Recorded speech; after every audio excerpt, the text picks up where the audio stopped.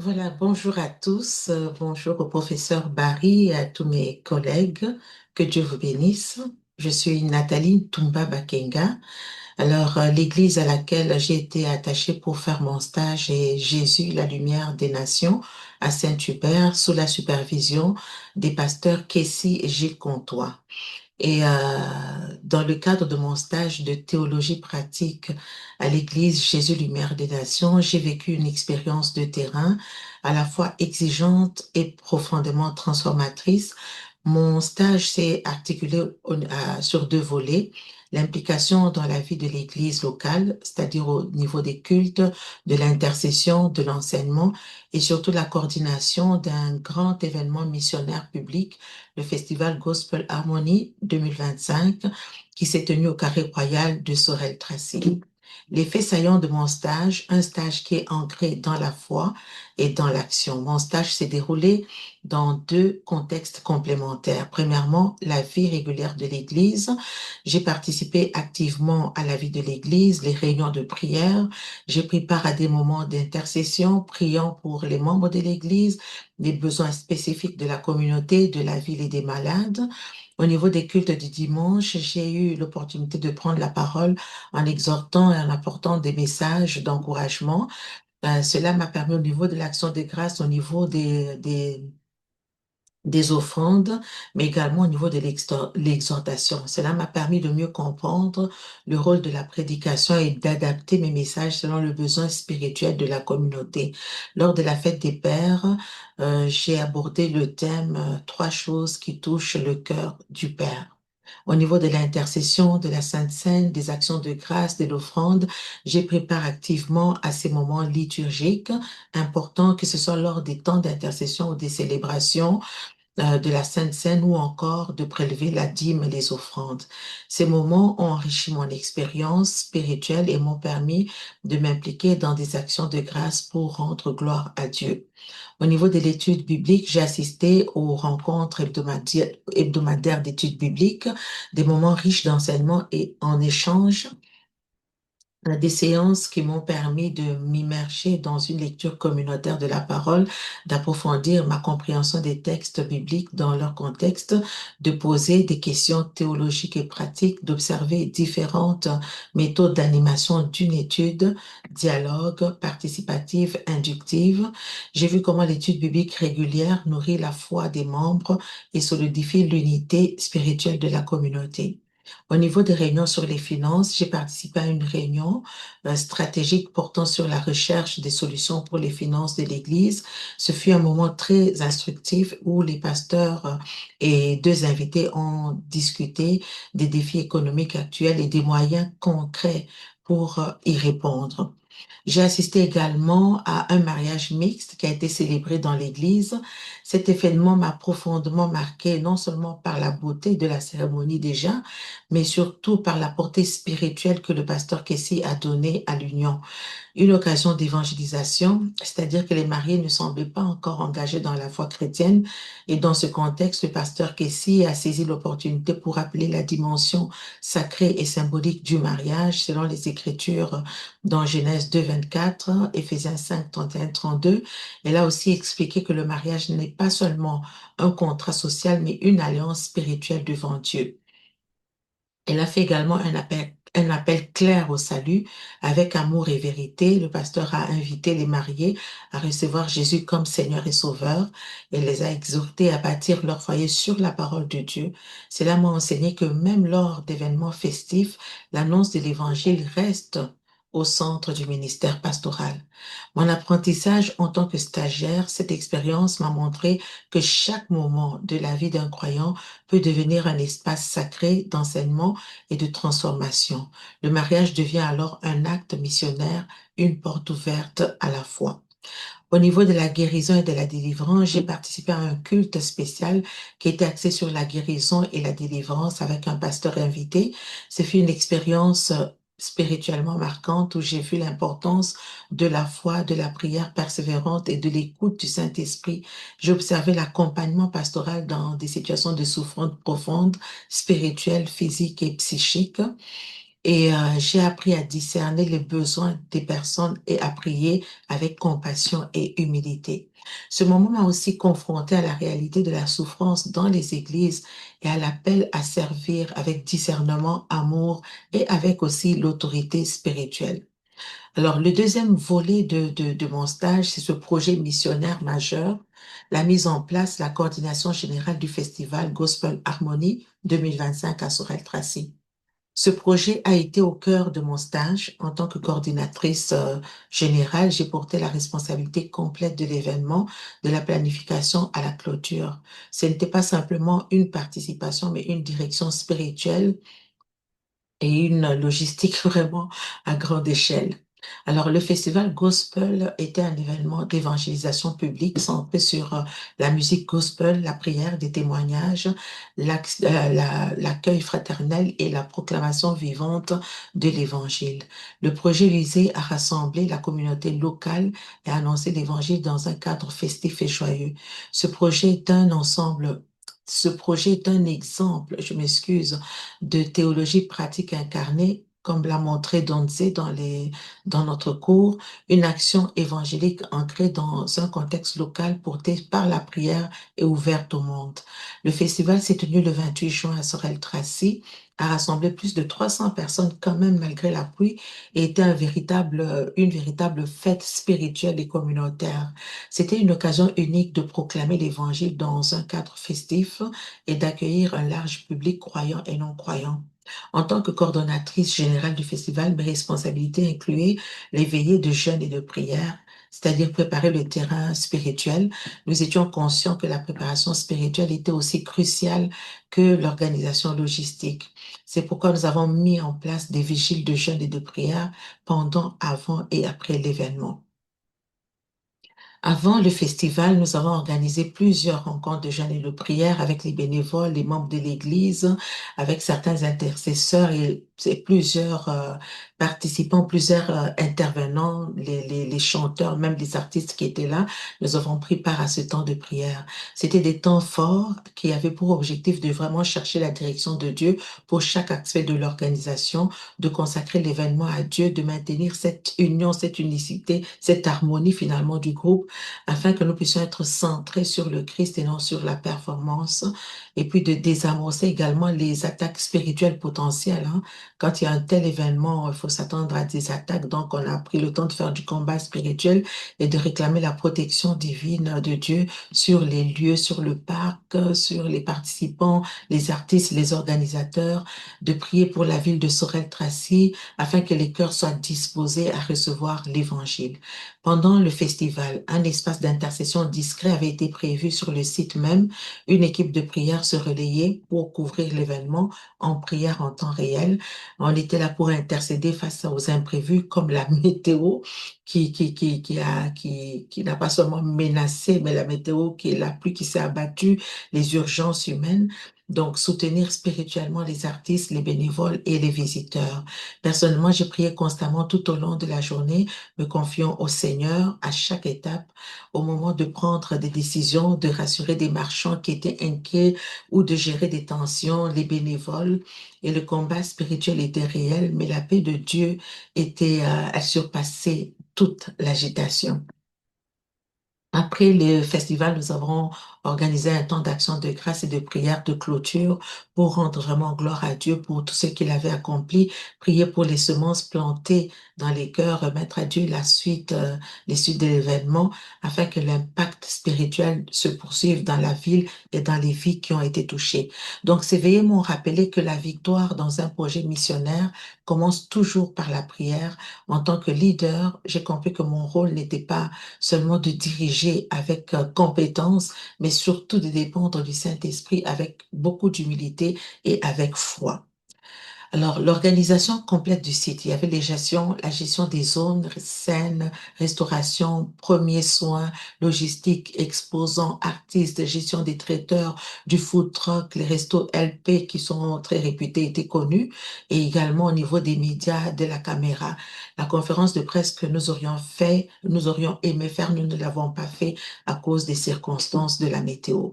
Donc, la gestion logistique, il y avait la planification du site, la sécurité, la restauration, la coordination des zones, les familles, les bénévoles, les enfants, la ville de Sorel, les pompiers, les assurances, et également la planification stratégique au niveau des horaires, les déroulements, les affectations de tâches, la sécurité, le plan de contingence, la gestion des imprévus, en comment arriver dans ces imprévus, encourager et soutenir moralement et spirituellement les équipes. Nous avions également la formation et la supervision des bénévoles dont j'étais en charge. Donc, c'est préparer la formation, gérer et répartir les tâches. On avait plus de 25 bénévoles quand même. Donc, répartir les tâches pour assurer le bon fonctionnement de l'événement. Au niveau de la communication et la promotion, il y avait des visuels à faire, les publications sur les réseaux sociaux, les relations avec les médias, les créations des visuels, la gestion des réseaux sociaux, la coordination avec les partenaires locaux et les médias. Au niveau de la planification financière, c'était vraiment une question. On n'a pas reçu la subvention que nous attendions. Donc, c'était vraiment rechercher des partenaires, des commanditaires, faire des démarches administratives auprès de la ville, et voilà, pour pouvoir avoir les finances nécessaires pour pouvoir finalement réaliser ce projet.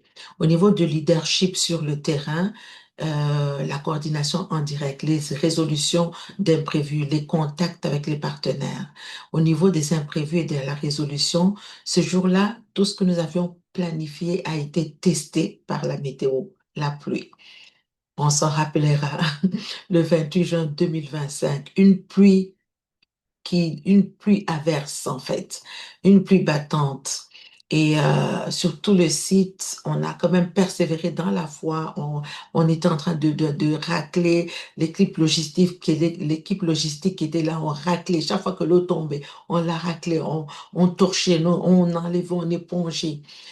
Et il y avait la peur, il y avait l'hésitation, l'inquiétude. Certains partenaires m'appelaient pour savoir s'il fallait tout annuler. Les exposants ne savaient plus quoi faire. Et même sur la route, les gens disaient, mais il va pleuvoir, comment vous allez faire? Les marchands de Sorel qui étaient là, de Sorel Tracy qui étaient là, ils ont plié bagage, ils sont repartis.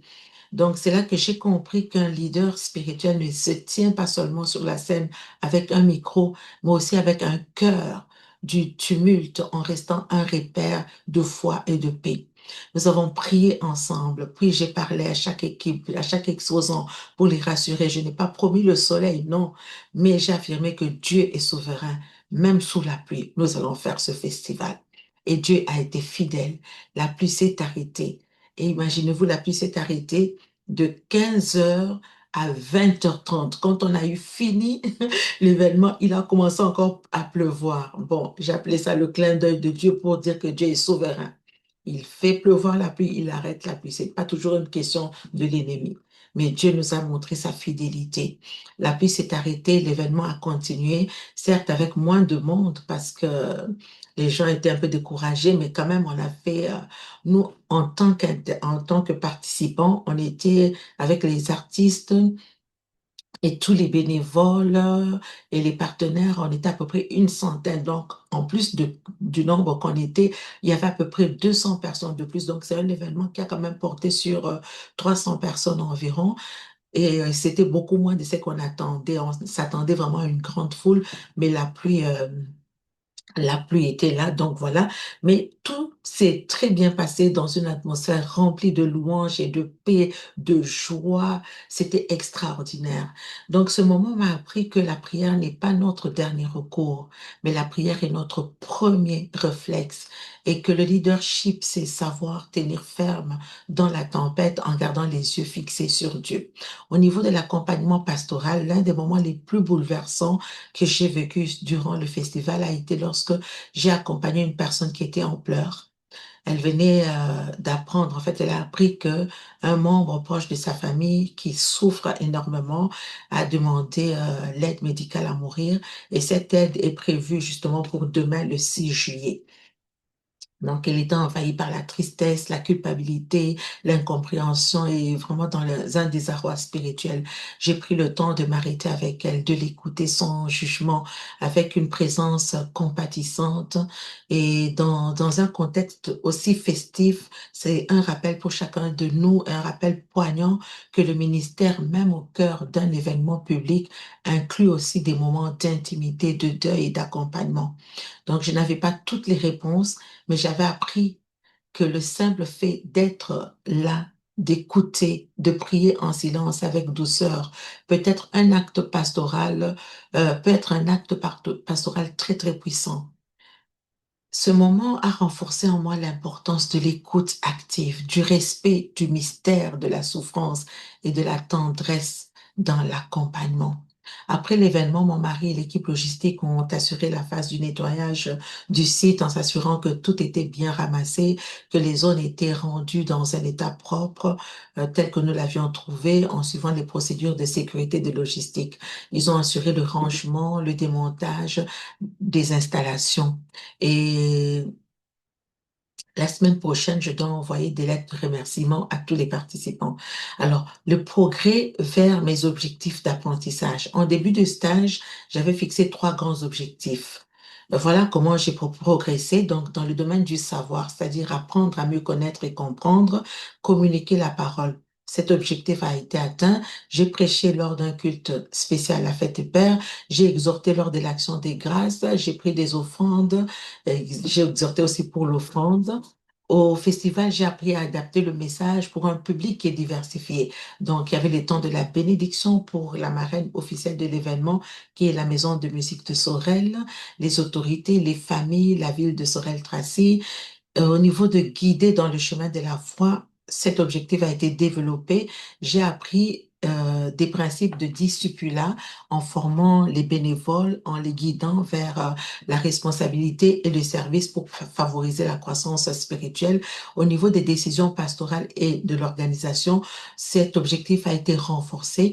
J'ai participé à plusieurs réunions, autant avec les pasteurs ou les non-pasteurs, mais surtout avec mon mari. Nous avons pris des décisions complexes lors du festival, l'urgence météo, les adaptations des horaires, la réorganisation des bénévoles, supervision des tentes pour les artisans et les divers exposants.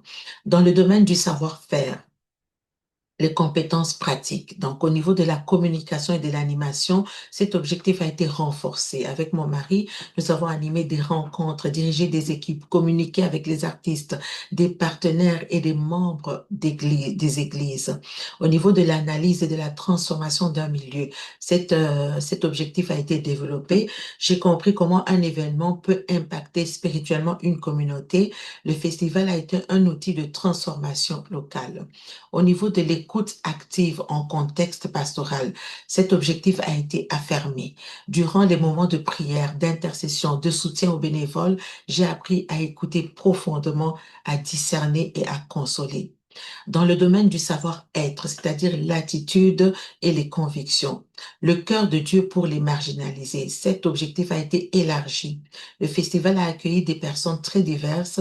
J'ai vu Dieu à l'œuvre au milieu de personnes âgées, des sans-abri à qui nous avons partagé de la nourriture, de l'eau, des familles monoparentales, des jeunes en quête, des croyants isolés. Cela m'a permis de voir Dieu à l'œuvre au cœur de la société. Au niveau du développement, au niveau du développement de la compassion, cet objectif a été approfondi. J'ai été confrontée à mes limites de patience, de tolérance. J'ai appris à aimer en action, pas seulement en parole, à travers le service, le soutien et la compassion. Au niveau d'affermir mes dons et mon appel, ça a été tout simplement confirmé. Ce projet m'a montré que Dieu m'a donné un cœur de leader, serviteur ou servante. Je suis appelée à coordonner, organiser, mais toujours en dépendance du Saint-Esprit. Au niveau des pistes renouvelées pour le ministère, voici ce que je retiens pour l'avenir de mon service. Vision et prière comme fondement du ministère. Le projet a été porté dans la prière. J'ai appris que toute stratégie doit s'aligner avec la volonté de Dieu, pas juste avec l'efficacité humaine. L'organisation est une forme de ministère. Organiser, c'est servir, comme nous l'avons vu dans le cours. Donc, préparer un site logistique, c'est ouvrir un espace pour que Dieu agisse. Comme l'a dit un chantre, elle me l'a dit comme ça. Après, elle m'a dit, bon, on m'appelle Maman Nathalie. Elle m'a dit, Maman Nathalie, quand je t'entendais parler, à la fin, je me suis dit, tu as pensé à tout pour que nous puissions juste louer Dieu. Cela m'a permis de comprendre que l'organisation elle-même est un acte de service et de ministère.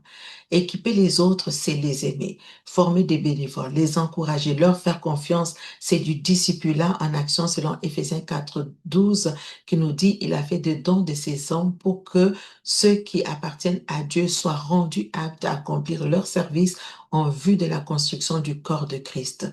Donc, le ministère consiste à faire grandir les autres dans la foi, comme le dit Éphésiens 4:12. L'évangile est joie, accueil et louange. Ce festival a été une prédication incarnée, comme nous l'avons vu dans le cours, pas juste une scène, mais un espace de rencontre avec le Christ vivant, une parabole vivante de la grâce. Il m'a montré que l'évangile ne se proclame pas seulement par des paroles, mais aussi par des actions joyeuses et communautaires à travers des événements comme celui-ci.